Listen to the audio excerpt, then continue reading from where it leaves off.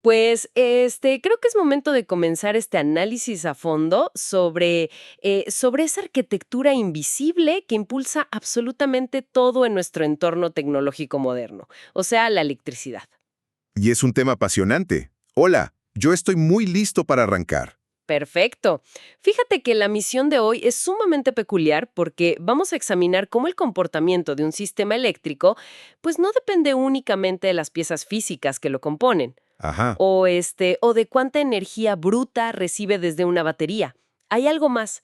La clave está en algo mucho más sutil y depende enteramente de la forma geométrica en la que está estructurado. totalmente. Y para lograr esto, tenemos sobre la mesa un material fuente verdaderamente revelador para quien nos escucha. Se trata del documento técnico, el módulo 1, tema 4, conexiones, serie, paralelo y mixtas. Exacto, un documento que aborda la electrónica desde sus cimientos arquitectónicos. Y de verdad es un análisis fascinante porque logra transformar lo que normalmente se queda en pura física teórica en una lectura de la realidad material. Sí, sí, sí. Los principios que se exponen ahí no tratan simplemente de aplicar fórmulas de la ley de Ohm en un pizarrón para pasar un examen. Se trata de entender cómo la geometría del diseño dicta el destino térmico y operativo de cualquier dispositivo. Haz de cuenta que es, en esencia, aprender la sintaxis del lenguaje con el que operan las máquinas. Ándale, una sintaxis muy estricta, por cierto. Muy estricta. A ver, analicemos esto. Hay un planteamiento fundacional en esta documentación que establece el tono para todo lo demás. Nos revela que es posible tener sobre una mesa exactamente los mismos componentes, Los mismos. digamos, el mismo número de resistencias, el mismo tipo de cableado y una fuente de alimentación con el mismito voltaje. Pero al alterar el orden geométrico de las conexiones, el sistema puede operar de manera estable y silenciosa o... O por el contrario, consumir 9 veces más energía y generar un estrés térmico masivo. Exacto. Las piezas no cambian, el voltaje no cambia, pero la topología transforma el resultado por completo. O sea, ¿qué nos dice esto sobre la naturaleza del diseño eléctrico? Pues nos dice que la estructura impone la función. Así de simple. En el flujo de la corriente eléctrica, la geografía del circuito es la que establece las reglas físicas inquebrantables. Claro. Por ejemplo, al observar la estructura más elemental, que es el circuito en serie, se aprecia una configuración de un único trayecto continuo. Un solo camino. Un solo camino, ¿sí? La corriente sale del polo positivo de la fuente y está obligada a atravesar, de manera estrictamente secuencial, todos y cada uno de los elementos para lograr cerrar el ciclo en el polo negativo. Y esta linealidad absoluta impone una condición de dependencia total. O sea, la continuidad física es un requisito indispensable para la supervivencia del sistema. Totalmente indispensable. Si consideramos las implicaciones de esto, pues tener un solo camino significa que no hay tolerancia a fallos. Ninguna. Si un componente se degrada hasta abrirse, o si hay una interrupción física en cualquier punto del trayecto, el flujo de electrones se detiene en su totalidad. No existe una ruta alternativa. Exacto. Es una fragilidad inherente al diseño. La interrupción en un punto es, literalmente, la muerte del sistema completo. Híjole, sí. Sin embargo, cuando se altera la arquitectura hacia una conexión en paralelo, la dinámica estructural cambia de raíz. Ahí ya es otra historia. Se pasa de un trayecto único a múltiples trayectos independientes que comparten los mismos puntos de referencia de voltaje. Y es aquí donde cobra relevancia un concepto arquitectónico crucial, el nodo. El famoso nodo. Así es. Lo interesante de las arquitecturas en paralelo no es el nodo entendido simplemente como un empalme de cables, sino como un punto estratégico de bifurcación de la energía. Ajá. Al dividir el flujo en distintas ramas que conectan directamente los nodos de alimentación, se dota al sistema de una independencia parcial. Y esa independencia parcial es la base de la tolerancia a fallos en la electrónica, ¿no? Si una rama sufre un corte o un componente colapsa, las demás rutas ni se enteran. Ni se enteran, siguen trabajando. El sistema general sigue operando porque la energía simplemente continúa fluyendo por las rutas que mantienen su integridad física. Así es. Pero me imagino que esta resiliencia arquitectónica no viene gratis. Tiene que haber un costo operativo al multiplicar los caminos. Indudablemente lo hay. Y para entender ese costo, es necesario observar cómo interactúan las tres magnitudes fundamentales de la electricidad bajo estas distintas geometrías. Corriente, voltaje, resistencia. Esas meras. En una topología en serie, la corriente es una constante universal en todo el trayecto. O sea, es la misma. Es exactamente la misma. Los amperios que salen de la fuente son exactamente los mismos que atraviesan cada resistencia secuencial. El voltaje, en cambio, se fracciona. Se reparte. Su valor resistivo, y la suma de todas esas caídas equivale al voltaje total de la fuente. Fíjate que esto levanta una cuestión muy interesante sobre la escalabilidad. A ver. Si la regla es que la corriente tiene un solo camino, ¿qué sucede físicamente con ese flujo de energía si se empiezan a añadir más y más resistencias en esa misma línea continua? Ah, claro. Porque la lógica matemática nos indica que la resistencia total del circuito simplemente se acumula de forma lineal, ¿verdad? Y por la relación inversamente proporcional que establece la ley de Ohm, si el voltaje es fijo y la resistencia total se incrementa al apilar componentes, la corriente general del sistema sufre una caída irremediable. Baja la corriente. Baja muchísimo. El flujo eléctrico encuentra cada vez más oposición. Lo destacable aquí desde el punto de vista físico es que al restringirse la corriente, el esfuerzo eléctrico del sistema disminuye. Eso es súper importante. El circuito entra en un estado de menor exigencia, lo cual se traduce directamente en una reducción de la disipación térmica. Es un diseño que se va enfriando, por así decirlo, conforme se le añaden obstáculos. Ahora bien, la dinámica da un giro drástico al trasladar estos principios a un diseño en paralelo. Las redes operativas prácticamente se invierten. Se voltean por completo. Lo fascinante aquí es el comportamiento del voltaje y la corriente. El voltaje deja de fraccionarse y se convierte en la magnitud constante. Igualito para todos. Igual para todos. Cada rama independiente, sin importar su resistencia, recibe la totalidad de la fuerza electromotriz de la fuente. Y la corriente es la que ahora asume el rol de dividirse en cada nodo. Y aquí llegamos a lo que me parece más contraintuitivo de todo este tema, el comportamiento de la resistencia equivalente. Es que rompe la intuición. La rompe, porque la intuición sugiere que al añadir más componentes físicos a un sistema, la resistencia global debería aumentar. Claro, estás poniendo más cosas en el camino. Exacto. Sin embargo, en paralelo, cada nueva rama representa un nuevo conducto para el flujo de electrones. Es una avenida más. Es abrir otra avenida. Al calcular la resistencia total sumando los inversos de cada rama, el resultado matemático siempre arroja un valor inferior al de la resistencia más baja presente en el circuito. Siempre. ¿Qué? La consecuencia es explosiva. Literalmente. La corriente total demandada a la fuente se dispara. El sistema empieza a absorber cantidades masivas de amperaje para poder sostener el flujo simultáneo en todas esas vías independientes. Lo cual nos lleva al costo oculto de la tolerancia a fallos que mencionábamos antes. El manejo térmico. El calor. El gran enemigo. Un incremento sustancial en la corriente total exige una infraestructura de alimentación robusta. Los conductores, las pistas de las placas y, sobre todo, la fuente de poder experimentan un estrés operativo enorme. La disipación de calor se vuelve el desafío central, porque la arquitectura en paralelo obliga a la fuente a trabajar a su máxima capacidad para mantener el voltaje constante frente a una resistencia global que se ha venido a pique.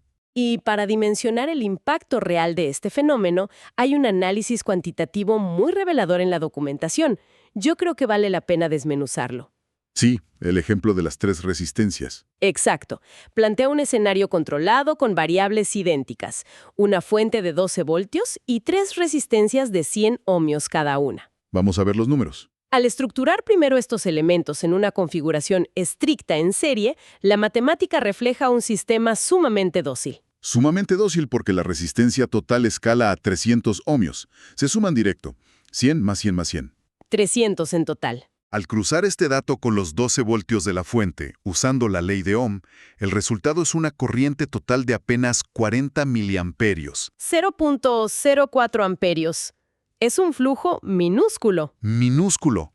El voltaje se reparte equitativamente, dejando 4 voltios en cada resistencia, y el consumo de potencia global del circuito apenas roza el medio watt. 0.48 watts para ser exactos. Es una configuración que opera con un margen de estrés prácticamente nulo. Muy relajado el sistema. Pero al tomar exactamente los mismos componentes físicos y los mismos 12 voltios, para reconfigurarlos en una topología en paralelo, los números revelan un escenario completamente distinto. Es un mundo de diferencia. La resistencia equivalente se desploma desde esos 300 ohmios originales a tan solo 33.3 ohmios. Es un colapso de casi el 90% en la resistencia estructural. 90%. Y por pura ley física, la corriente se dispara en proporción inversa. De aquel flujo minúsculo de 40 miliamperios, el sistema pasa a demandar 360 miliamperios de la fuente. Se va a los cielos. Pero el dato que verdaderamente ilustra la magnitud del cambio arquitectónico es el salto en la potencia consumida. Así es. La potencia pasa de menos de medio watt en el circuito en serie a superar los 4.3 watts en la configuración en paralelo. 4.32 watts para ser precisos. Es brutal el cambio. Es decir, bajo las mismas condiciones de alimentación y utilizando los mismos resistores, el simple cambio en la orientación geométrica multiplica por 9 el consumo de energía. 9 veces. 9 veces más potencia. Y esto no es solo un dato curioso en una calculadora. Esto tiene repercusiones físicas inmediatas. ¿Qué le exige este aumento exponencial a nivel de hardware a un diseño real? Le exige una capacidad de disipación térmica severa. Consumir 9 veces más potencia significa que los componentes físicos van a irradiar una cantidad de calor proporcionalmente mayor. Se van a calentar muchísimo. Si las pistas de cobre en una placa no están diseñadas para soportar ese amperaje multiplicado, se van a calentar hasta la delaminación, se despegan. ¡Wow! Y si la fuente de alimentación no tiene los reguladores adecuados o los disipadores de calor necesarios, entrará en protección térmica o fallará catastróficamente. Se quema. Se quema. Este ejemplo matemático demuestra que decidir entre serie o paralelo no es una cuestión de estética en el diseño, sino una decisión crítica de ingeniería térmica y de gestión de energía. Aquí es donde se pone muy interesante el análisis, porque la electrónica moderna no opera en absolutos, ¿verdad? Casi nunca. Rara vez se encuentra un diseño puramente en serie o puramente en paralelo. La realidad tecnológica se construye a partir de circuitos mixtos. La combinación de ambos mundos. Es la combinación estratégica para lograr objetivos específicos. Sin embargo, analizar una estructura híbrida parece requerir un enfoque distinto. Sí, requiere una metodología de simplificación sistemática. A ver, explícanos eso de la simplificación. Cuando se enfrenta a una topología mixta, el error común es intentar calcular todo simultáneamente, ver todo el diagrama y querer resolverlo de un golpe. Te bloqueas. Te bloqueas. La técnica analítica correcta consiste en colapsar el circuito de adentro hacia afuera, aislando los bloques paralelos para calcular su resistencia equivalente. Ajá. Y así ir reduciendo el diagrama hasta obtener un circuito en serie simple que la mente y la matemática puedan procesar sin ambigüedades. Fíjate que hay un escenario de estudio en la documentación que ejemplifica esto de forma muy elegante. ¿El de las 3 resistencias mixtas? Ese mero. Se plantea una fuente de 12 voltios conectada inicialmente a una resistencia de 100 ohms. Hasta ahí, todo lineal. Todo lineal. Justo después de este componente, la arquitectura llega a un nodo y se divide en un bloque paralelo compuesto por 2 resistencias adicionales, cada una de 200 ohms. Finalmente, las ramas se unen y retornan a la fuente. Un diseño clásico. Al observar este entramado, la técnica de simplificación se vuelve indispensable para descifrar el flujo de energía. Y el proceso de colapso es muy revelador. Siguiendo la técnica, primero se aísla visualmente el bloque paralelo. Los separamos mentalmente. Al tener 2 resistencias de 200 ohmios en esta configuración, la matemática de los inversos nos dicta que ambas ramas equivalen a una sola resistencia virtual de 100 ohmios. 200 y 200 en paralelo nos da 100. Exactamente, 100. Al sustituir conceptualmente ese bloque paralelo por su valor equivalente, la topología entera se reduce a un circuito en serie básico. Ah, claro. Nos queda la primera resistencia real de 100 ohmios, seguida de esta nueva resistencia equivalente o virtual de 100 ohmios. Lo cual arroja una resistencia total del sistema de 200 ohmios, 100 de la real y 100 del bloque paralelo. Así es. Y es aquí donde la dinámica del voltaje y la corriente se vuelven completamente predecibles. Todo cuadra. Con 12 voltios y 200 ohmios de resistencia global, la ley de Ohm nos dice que la fuente suministra una corriente total de 60 miliamperios. 0.06 amperios. Y esa corriente total inicia su recorrido y atraviesa íntegramente la primera resistencia en serie. Toda pasa por ahí, Toda, provocando una caída de tensión muy específica. una caída de exactamente 6 voltios, porque 0.06 amperios por 100 ohmios son 6 voltios. Matemática pura. Y este es el punto clave del diseño mixto, la administración del potencial eléctrico. Si la primera etapa ya consumió 6 voltios, quedan exactamente 6 voltios remanentes de la fuente original. Porque la fuente era de 12. 12 menos 6, nos quedan 6. Estos son los que van a alimentar al bloque paralelo subsecuente, y la matemática cuadra a la perfección. Cuadra perfecto. Cuando los 60 miliamperios de corriente llegan al nodo de división, se encuentran con 2 ramas que ofrecen exactamente la misma resistencia física de 200 ohmios. Por lo tanto, el flujo se bifurca de manera simétrica. Se parte a la mitad. 30 miliamperios por un lado, 30 miliamperios por el otro. Es como observar la precisión de la mecánica de fluidos aplicada a los electrones. La geometría dicta la caída de presión en la primera etapa y luego orquesta la división exacta del caudal en la segunda. Es una coreografía perfecta. Pero, más allá de la elegancia teórica de estos cálculos, la verdadera utilidad de esta documentación radica en su aplicación práctica. De nada sirve en papel si no se aplica. Entonces, ¿qué significa todo este conocimiento topológico cuando se tiene enfrente un equipo real que ha dejado de funcionar? Muchísimo. Si conectamos esto con el panorama general, la comprensión profunda de estas estructuras es la base fundamental del diagnóstico de fallas. ¡Claro! Un técnico no revisa componentes al azar esperando encontrar el malo. Un verdadero técnico lee los síntomas del equipo basándose en la arquitectura subyacente. Lee el diagrama. Por ejemplo, al evaluar una falla total, donde un dispositivo no enciende, no emite sonido y no muestra ningún indicador de vida, Muerto por completo. el análisis estructural apunta inmediatamente a un componente situado en serie con la línea principal de alimentación. El caso clásico es un fusible o un diodo de protección. Porque al estar en la ruta principal, su interrupción corta de tajo la corriente general. No hay más caminos. Cero corriente. Pero si la falla es selectiva, la lectura de la arquitectura cambia por completo.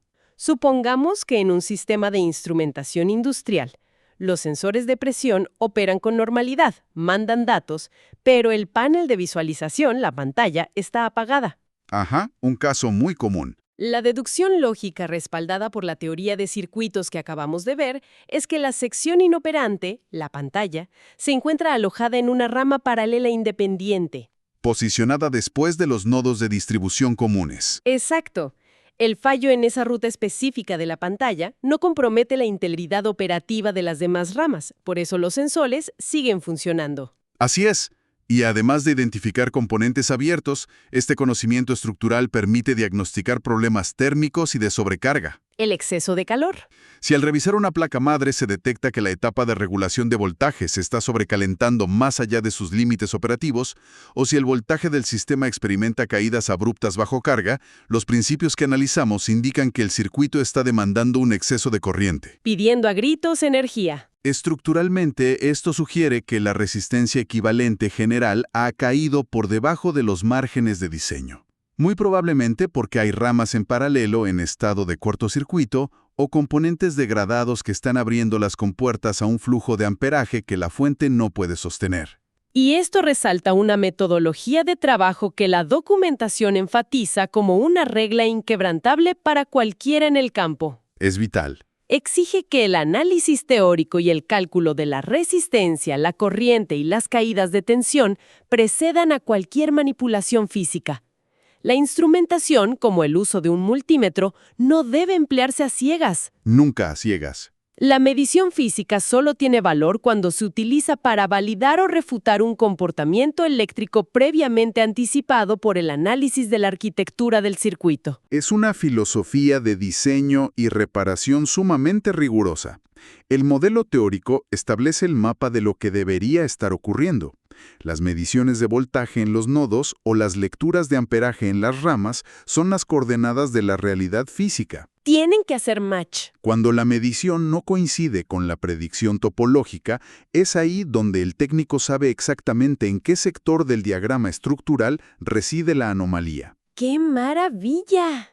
Al concluir este profundo recorrido por la anatomía de los circuitos, me parece que queda en evidencia que las diferencias entre configuraciones en serie y en paralelo trascienden por mucho el simple trazado de líneas en un diagrama esquemático. Son mundos distintos. Representan realidades operativas diametralmente opuestas. Optar por un diseño en serie es priorizar la restricción del flujo y la baja disipación térmica, a costa de una fragilidad estructural absoluta. Un fallo y adiós. Mientras que la arquitectura en paralelo es la búsqueda constante de la tolerancia a fallos y la independencia operativa, pagando el alto precio de manejar corrientes masivas y gestionar el inevitable subproducto del calor. La topología determina la viabilidad de la tecnología. Al comprender cómo la resistencia equivalente se desploma y el amperaje se multiplica en las configuraciones paralelas, se deja de percibir a la electrónica como una caja negra inescrutable. Se empieza a visualizar como una intrincada red de autopistas y puntos de distribución de energía, donde cada decisión de ruteo tiene consecuencias físicas ineludibles. Y esto deja un pensamiento final bastante provocativo para el análisis continuo que hacemos aquí. A ver, cuéntanos. Durante la revisión de los procedimientos prácticos que sugiere el material, hay una transición técnica muy específica. Se indica realizar los cálculos pesados y el análisis estructural asumiendo una fuente teórica de 12 voltios. Sí, la teoría a 12 voltios. Pero luego, para la validación física con instrumentación real, se instruye a alimentar el circuito de prueba con una fuente de apenas 3.7 voltios. Un cambio drástico. Y esta cifra no es para nada arbitraria. 3.7 voltios es precisamente el estándar de voltaje nominal de las celdas de iones de litio que energizan la inmensa mayoría de la tecnología portátil actual. Los teléfonos, las tablets. Exactamente. Entonces, considerando un ecosistema moderno donde los procesadores albergan miles de millones de transistores, actuando como microramas en paralelo, operando bajo estos regímenes de voltaje tan reducidos, ¿qué nivel de ingeniería térmica y diseño arquitectónico se requiere para mantener la resistencia equivalente bajo control? Debe ser una obra de arte de la ingeniería. Para evitar que la demanda de corriente se dispare exponencialmente y prevenir que un dispositivo de bolsillo que llevamos junto al cuerpo se derrita por su propia gestión energética. Es un excelente interrogante estructural para mantener en mente para quien nos escucha, sobre todo la próxima vez que su teléfono inteligente experimente un aumento usual de temperatura al procesar tareas intensivas como grabar video o jugar en 3D. Un claro recordatorio de que las leyes físicas que dictan el flujo en paralelo operan implacablemente incluso a escala nanométrica. Y con esa perspectiva sobre la arquitectura invisible que sostiene el mundo digital, cerramos la revisión profunda de esta documentación. Ha sido un gusto desmenuzar esto. El gusto es mío. Un tema verdaderamente electrificante. Hasta la próxima.